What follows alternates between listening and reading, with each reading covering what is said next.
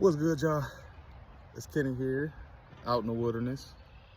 So I've been posting a lot of my old stuff just so I can get that stuff out because a lot of them is broke down from the black shows I did this summer and then last spring, but it's starting to all kind of be relative now, which is cool. The main topic I want to talk about quick before I get to moving again is the black fatigue stuff. So the black fatigue stuff was initially what the black show was about. If you go back to the first couple episodes of Black Show I put out, I was talking about how it's the behavior of black people. Our behavior is poor. I said it a lot, and I realized that like people didn't want to hear it because when you say stuff like that, people just don't want to hear it when they feel like they're being corrected. But I was trying to get ahead of what's happening now. Black fatigue has nothing to do with racism at all. Like, as a black person that has been in hood spaces, have been in towns. I coached college football for a little bit, worked a ton of jobs, lived in a bunch of different cities. The one thing universal is that black people feel like they have to be ignorant to be labeled as black. I fell into this too, of like, and I catch myself now trying to justify my blackness, especially when I was at the university. Some of the students that was from Milwaukee, I'm like, oh yeah, I'm from so-and-so, and try to, I'm like, nah, man, I don't do that no more. I'm just me. And it's a rotted mindset in the black community. And that's the major issue, is that like, it's a mindset that we have that it's an entitlement. We took the whole victim complex. We saw it work. We took it from another ethnic group or religious group, whatever you want to call them. I ain't gonna say the name because you lose your stuff. We took it from them and now we do it. And it's like perpetrated by are women mainly. So you don't see this in a lot of dudes that grew up with dads in the house. It's starting to, I mean, you see it some, and depending on who your dad was, but if you had a strong male figure, you usually don't see it. And we're starting to see it now. I think that's a major piece of this puzzle that people aren't really focusing on or paying attention to, is that we have to be better people in general.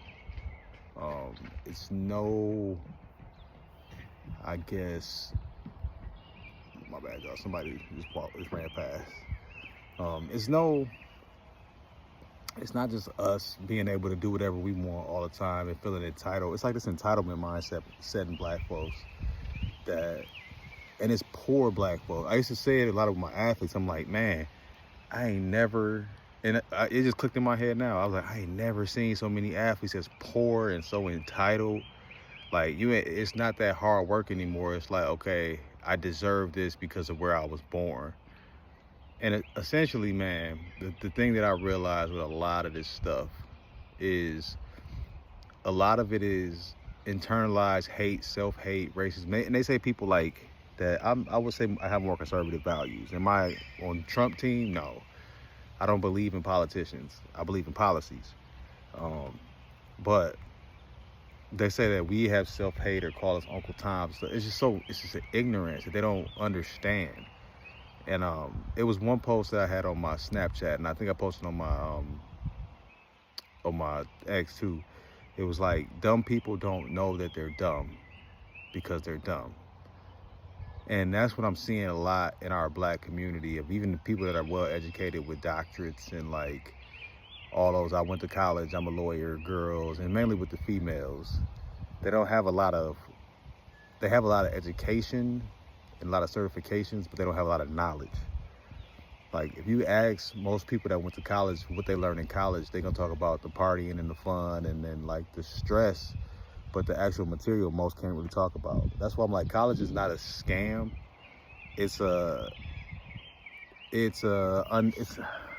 kind of like a apprenticeship to real life. And if your apprenticeship, you wasn't learning nothing, you're not gonna be good at the job when when you actually get it.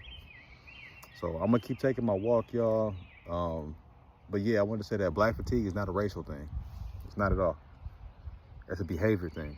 And the more poor your behavior is, the more poor outcomes you get.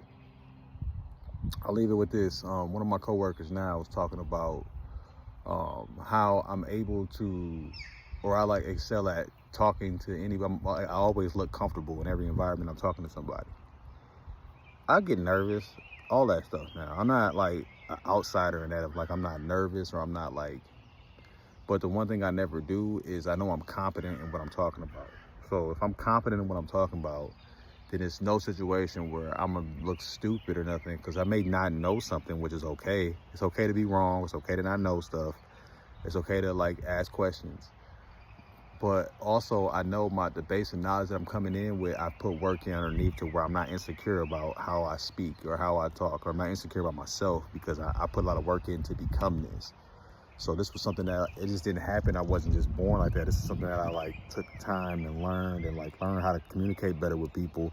Me now compared to me 4 or 5 years ago is a completely different person. That's why even talking to people from my past back then, I can't relate to a lot of them, because I'm not, they expect you to be a person, and I'm a completely different person than I was. And I'm not saying it was like I was a negative person back then, but just the stuff I experienced these last 4 years, I'm not Kenny that, from a lot of the stuff in the past. So it's just an interesting outlook of life, man. Like these walks like this help me reflect of it. Like, or just where I, like the level, the steps that I took to better myself, man, over this last, like, especially 4 or 5 years specifically. So it's interesting, y'all. It's interesting. So I quit my ramble. This should be up on my YouTube.